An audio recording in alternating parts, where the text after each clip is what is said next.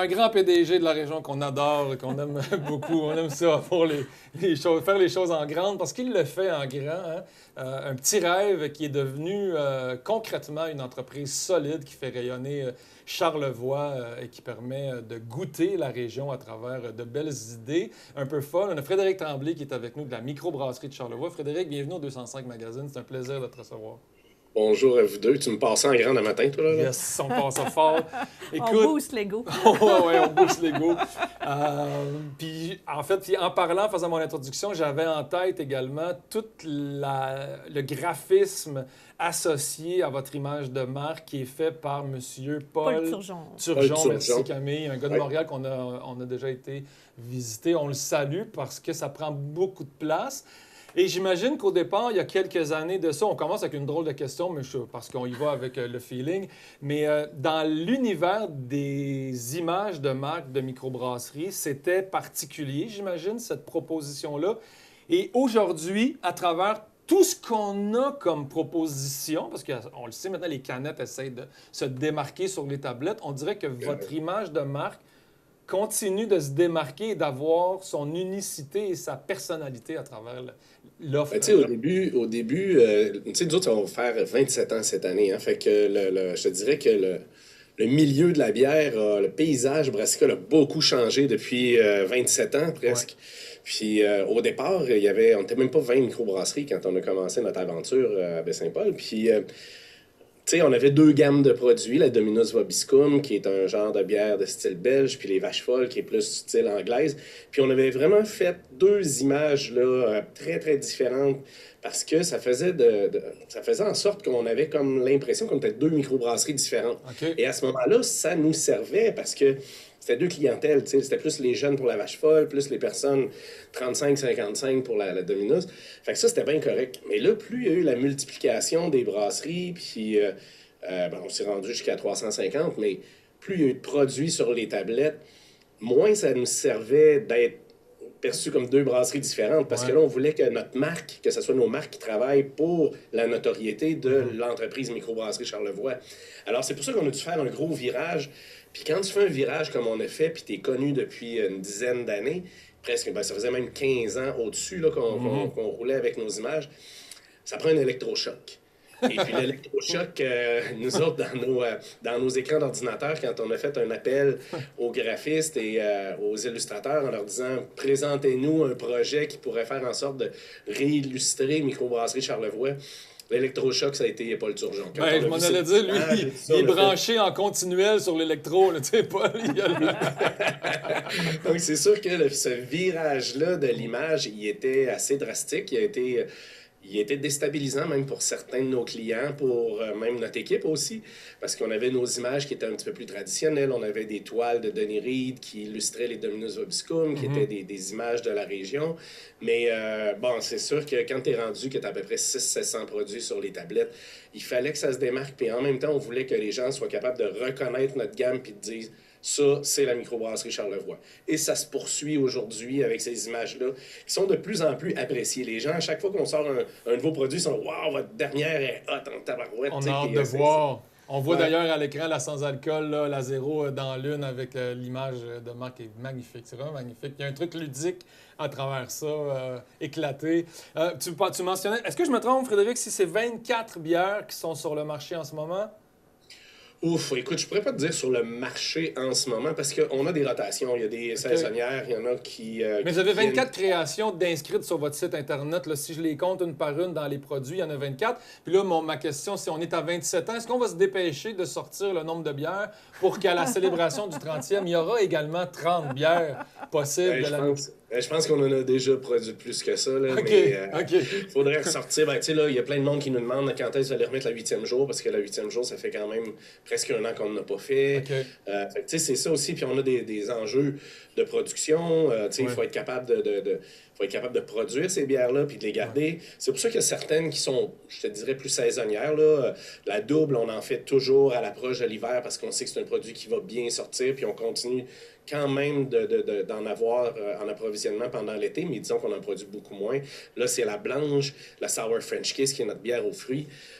Puis là, en lançant la bière sans alcool, On savait qu'il y avait une demande. On a pris notre temps pour lancer une bière sans alcool parce que, selon nous, il était un moment donné où il y avait beaucoup, beaucoup de produits, même de microbrasseries, qui étaient sans alcool. Mais on n'y retrouvait pas ce qu'on recherchait, tu sais. OK. Fait que là, on a dit, ben, on a travaillé là-dessus pendant quelques années.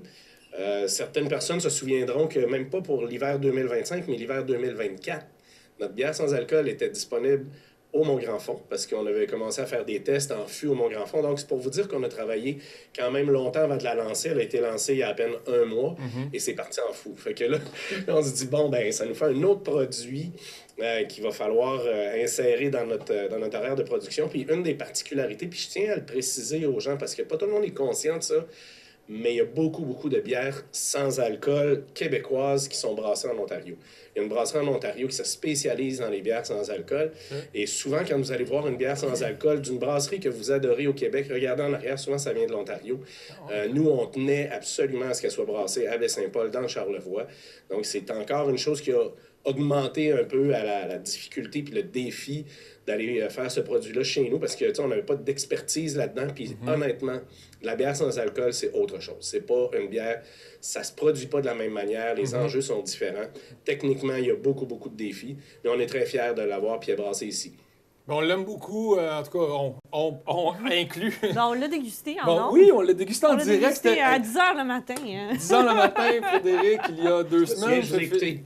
Oui, mais tu sais, juste avant de rentrer en ondes, moi j'ai dit, hey, c'est un danger parce que si on l'ouvre et qu'on l'aime pas, on est live, puis là on fait, ah oui, hein, tu sais. Faut faire de la poker face. Ben oui, il faut dire qu'elle est bonne. J'ai dit, puis on l'a ouvert en ondes parce qu'on fait confiance à la microbrasserie Ben de oui. Charlevoix. Ouais, C'était pratiquement impossible de ne pas aimer cette bière-là, mais on l'a sincèrement beaucoup apprécié. Puis on le sait d'ailleurs, Frédéric, que tu voulais pas sortir de bière sans alcool si tu n'en étais pas toi-même complètement satisfait en tant que connaisseur puis de bière, de Puis, saveur. un des gros tests, ça a été justement l'été dernier. J'ai pogné une labyrinthite pendant un certain temps. Une labière, un titre? Labyrinthite, hey, c'est la première fois qu'on me l'a fait, celle-là.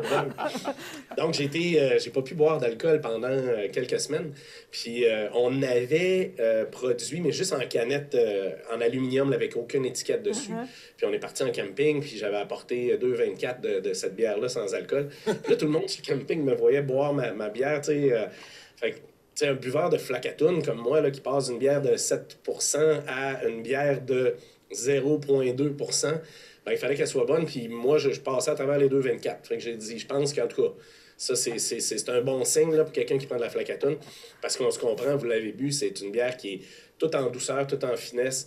On n'a pas voulu se lancer. Il y avait déjà, comme je vous le disais, dans les bières de microbrasserie sans alcool, il y en a qui se démarquent beaucoup. C'est des IPA très, très amers parce qu'on se comprend que le défi d'une bière sans alcool, c'est de masquer le non-goût de cette bière-là. Ce qu'on veut, c'est essayer de donner de la saveur. Fait qu'il y a beaucoup, beaucoup de microbrasseries qui ont fait des bières soit de fruits, des sour, des IPA, des NEPA sans alcool parce que tout le houblon permet un peu de masquer le fait qu'il n'y a pas d'alcool. Okay. Mais nous, on s'est dit, écoute, il y a un marché aussi quand même pour...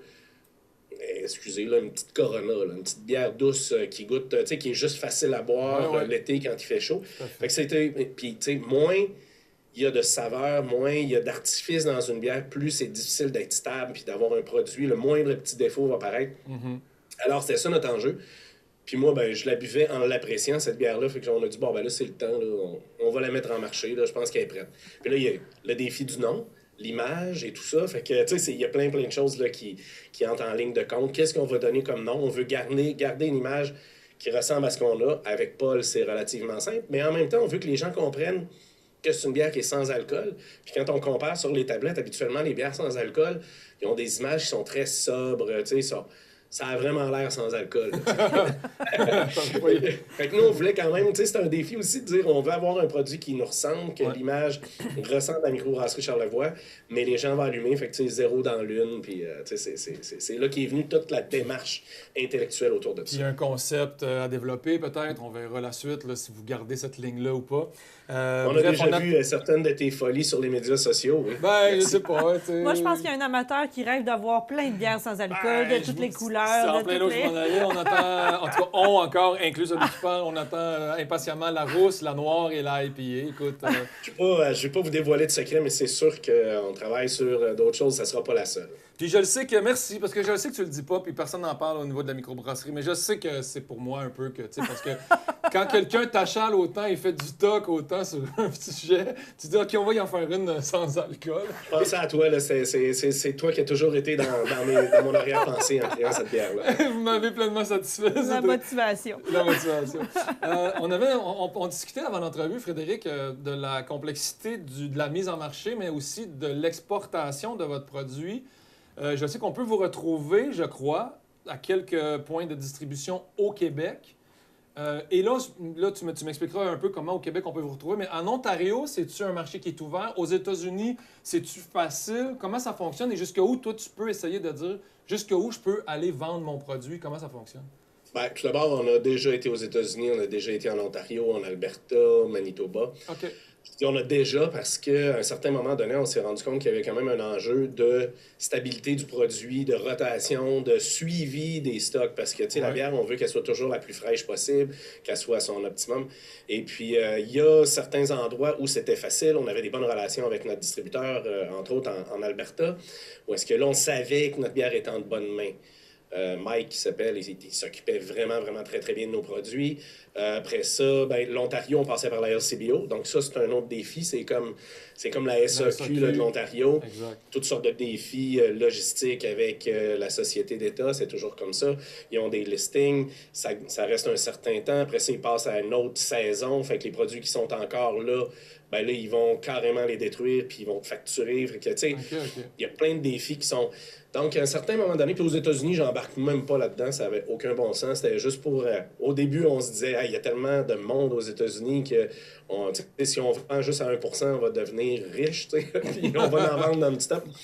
Mais il y a comme 25 000 brasseries aux États-Unis qui se battent toutes pour la même affaire. Fait que, tu sais, c'est super difficile. Donc, on s'est dit, écoute, notre marché, c'est le Québec.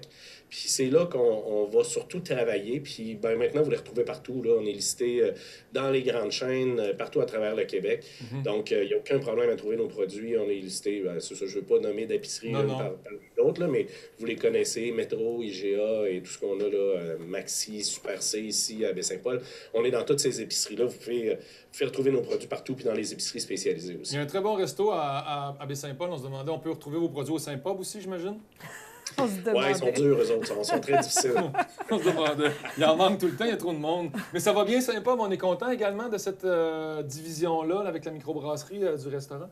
Ben, pour ceux qui sont venus depuis le mois de novembre, vous avez remarqué qu'on a refait quand même un rafraîchissement là, du décor, encore une fois, là, le bar à l'intérieur.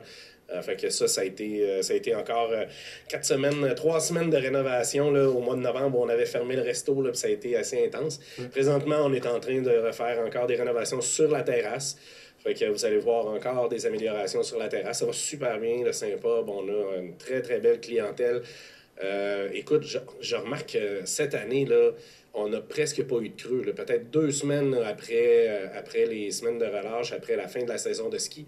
Puis c'est déjà reparti. Okay. Je pense que les gens n'entendent même pas cet été prendre des vacances. Puis de toute évidence, ils vont les prendre au Québec puis au Canada là, pour les raisons qu'on connaît. Donc, ça va très, très bien. On est super contents. Ah, ben tant mieux. Puis je le sais que tu as à cœur les événements de la région. Tu n'es pas en reste sur ton implication et ta générosité, ta participation, entre autres avec des grandes organisations, avec le festif. Et là, on vient de voir dévoiler la programmation de la Fascine, d'ailleurs. Oui. Cette année, tu es encore Super présent. belle.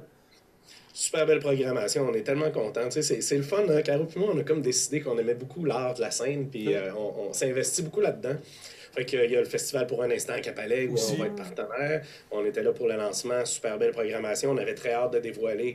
Parce que maintenant, là, notre partenariat avec la Fascine est un petit peu plus approfondi. On est rendu actionnaire de la Fascine avec Fred et Cynthia. Ah oui, OK. Donc, c'est sûr qu'on avait très, très hâte là, de présenter cette programmation-là. C'est quand même assez impressionnant les contacts que Fred peut avoir puis nous faire venir dans une salle d'une centaine de personnes. Des personnes comme Louis-Jean Cormier, Marie-Pierre Arthur. Écoute, c'est capoté, là. Jordan Officer. Écoute, je ne veux pas en nommer un plus que l'autre, là, mais c'est vraiment impressionnant. Puis il y en a qui vont dire, il est aussi à telle place au festival d'été, au festif. Il y a certains artistes, comme Marie-Pierre Arthur est au festif, mais est aussi à Fascine. C'est différent, puis tu le sais, hein, quand on est dans une salle de 100 personnes, Ben oui. tu vois le blanc des yeux de l'artiste, puis quand il prend son break, il s'en vient jaser avec le monde dans la salle. Après ça, tu prends une bière avec ou sans alcool avec lui quand le spectacle est fini. Il y a une proximité qui est incroyable. Je vous le dis, là, s'il y a un des artistes que vous aimez dans la programmation, ou même que vous ne connaissez pas, que vous avez déjà entendu parler, c'est incroyable là, le genre de relation qu'on a quand on est là. Complètement. Pour ceux qui se souviennent de la chante aux fêtes, ça fait penser un peu à ça. Tu sais, la chante aux fêtes, c'était fou. Hein? Tu avais une proximité avec les artistes. C'est un peu ça qu'on a à la Fascine aussi. La chante aux fêtes, tu me ramènes des belles souvenirs. affaires en veille. Il y a plein d'images qui viennent me traverser. En tant que j'avais des cheveux encore. Ouais, je te vois de même, un show maintenant. Dans le temps que Patrice buvait de la bière avec alcool. Oui, dans le temps on faisait le même chin à l'époque. En terminant, je le sais, on n'en parlera pas, mais il y a des projets qui s'en viennent. On disait tantôt que vous êtes toujours en fermentation et en ébullition et ça permet tout le temps d'avoir des bulles au cerveau qui vous montent pour faire l'analogie. Fait qu'il y a des beaux projets qui s'en viennent. C'est-à-dire, de quelle façon, parce que j'imagine après 27 ans, tu sais, j'ai 8 questions. C'est quoi les défis? Puis c'est quoi ta philosophie sur les développements à venir? Parce que tu dois toujours te repositionner par rapport à ton entreprise. Les défis sont multiples. Hein? On l'a vu, il y a eu un passage un petit peu, je dirais pas avide là, dans l'industrie de la bière, mais il y a vraiment une consolidation qui se fait. Il y a eu beaucoup de brasseries qui ont ouvert, même pendant la pandémie. Puis l'après-pandémie a été difficile. Là. On l'a vu pour plusieurs brasseries. On le sent aussi. Les jeunes sont friands de produits sans alcool, un peu des choses plus aux fruits. Fait que ça a créé... Je suis content que tu dises les jeunes. Pardon? Je suis content que tu dises les jeunes aiment les produits sans alcool. Les jeunes, c'est ça. En tout cas, la nouvelle génération, là, si je veux faire une ligne avec toi. Mais c'est ça, on le sent là, qu'il y a quelque chose qui se passe présentement. Nous, on est à un point où on est à la limite pas mal de la production de notre usine actuelle. Donc, c'est pas une surprise. On a un projet d'expansion. Mais on a quand même pris un peu de temps de recul parce qu'on voulait voir tout ce marché, les taux d'intérêt qui ont explosé. Après ça, les bouleversements dans le monde de la bière, des brasseries qui ont fermé. Qu'est-ce qui se passe avec le marché? Et puis, je pense qu'on a su bien se positionner, puis on commence à être connu après 27 années. Ça nous a rassurés parce que nous, on n'a pas vraiment eu de diminution de vente. Il y en a qui ont eu plus de difficultés. Nous, on continue à avoir vraiment une progression. Et comme je vous dis, en plus, avec le nouveau produit, la bière sans alcool, on travaille sur d'autres produits aussi qui s'en viennent. Ça fait en sorte que, on n'a pas eu de diminution, puis le projet est toujours dans l'air. Mais là, après ça, tu te ramasses avec une guerre commerciale. Il y a toujours comme quelque chose là, qui fait que on se dit, prenons le temps de bien faire les choses et de les faire au bon moment. Et c'est ce qui est un peu là, la position de Caro, moi et toute l'équipe de la microbrasserie présentement. C'est on a le projet, on a hâte de le présenter parce qu'on a hâte d'arriver avec une première pelletée de terre, faire quelque chose avec ça. Il y a un projet d'expansion dans l'air, mais on va prendre le temps pour le faire comme il faut. Est-ce que je me trompe? Est-ce que j'entends ce que j'allais dire? Qu'est-ce qui est encore ton motivateur, ton leitmotiv comme entrepreneur? Mais ce que j'entends aussi, j'imagine que tu as du plaisir à rebondir sur les enjeux de société, sur les changements politiques, sur les réalités financières. Et au lieu de te sentir abattre ou tomber ou te démuni, tu es quelqu'un qui va prendre sur l'échiquier, qui va essayer de trouver la meilleure façon et la meilleure approche pour jouer le meilleur pion pour la prochaine étape. Là. Ben, il y a tout ça, puis il n'y a rien non plus qui bat une entrevue avec vous le matin comme ça. mais très sérieusement, l'équipe qu'on a ici, on a vraiment des gens qui sont là depuis longtemps. Il y a une vibe spéciale à la microbrasserie puis au Saint-Pub. Oui, on est un peu responsable de ça, Caro et moi, parce qu'on est des personnes extraordinaires. Mais c'est surtout qu'on a une équipe qui est tellement dynamique, ils sont super autonomes, ils veulent au bout. Moi, je me lève le matin, là, j'ai hâte de venir parler avec ma gang, que ce soit au pub. Il y a des journées, je suis plus au resto, des journées, je suis plus à l'usine. Puis je sais que peu importe à quel endroit je suis, l'autre gang, l'autre bar, ils se débrouillent très bien ensemble. Là, fait qu'on s'en va là, puis on va passer, prendre du temps. Donc, il y a tous les enjeux de société, il y a tous les enjeux, il y a les partenariats, les personnes qu'on rencontre. Donc ça, c'est hyper stimulant. Mais à l'âge où je suis là, je m'étais dit que j'aurais ma retraite, j'aurais pris ma retraite. Quand j'avais 35 ans, je m'étais dit 55, ma retraite, ça va être pris. Ben, là, j'ai dépassé ce bout-là, puis je pense pas encore la prendre. C'est Parce bien. que j'ai trop de plaisir. Trop de plaisir, puis on a trop une belle gang. Le petit Fred de 2001 est toujours en toi. Ah, le petit Fred, même de. Ouais, bien avant ça. J'ai l'enfant est toujours là. Merci beaucoup, Frédéric Tremblay, de cette entrevue ce Un réel matin. plaisir. Un réel plaisir pour nous aussi. Longue vie à la microbrasserie. Au plaisir de célébrer dans... Si la vie me le permet, je vais être avec vous autres au 30e. Et on attend avec impatience, avec la liberté que vous avez, le talent que vous avez pour que le produit soit magnifique, mais d'autres bières sans alcool. Et, parce qu'on n'a pas parlé, mais avant les fêtes, il y a eu la NEIPA également qui est sortie. Là, Oui, qui est oui, une qui a bière connu fort- aussi un gros succès. Fait que, écoute, je vous invite à venir en boire avec nous autres, que ce soit au festif, que ce soit pour un instant, à Fascine, partout. On va être partout cet été. Fait que j'invite les gens pas juste à venir boire la bière, mais de venir à toutes les activités là, qui se passent dans Charlevoix. Là. C'est super important d'encourager tous les artisans, là, que ce soit des arts de la scène, de la bouffe, de la bière. Fait que, on se revoit là, pendant tout l'été. Bonne célébration à vous tous. On a envie de lever notre verre à Oui. ça, mais on n'en a pas. On n'en a pas. Camille, On a Regarde, petit, moi, ouais. j'ai une petite Un canette petit d'eau Perrier. minérale. C'est pas la même effervescence. Hein? Mais bonne célébration à tous. Puis ce qui est le fun, c'est de célébrer tout l'été en compagnie de la microbrasserie, c'est qu'il y en a vraiment pour tous les goûts. Donc, Absolument. bon Merci été à beaucoup. toi et toute ton équipe. Salut. On poursuit au 205 magazine nos coups de cœur. Et plus tard à l'émission, Élie Charlevoix, un autre entrepreneur qu'on aime beaucoup. Et ça sera, on va mettre la barre haute également avec Benoît. Inquiétez-vous pas. À tout de suite.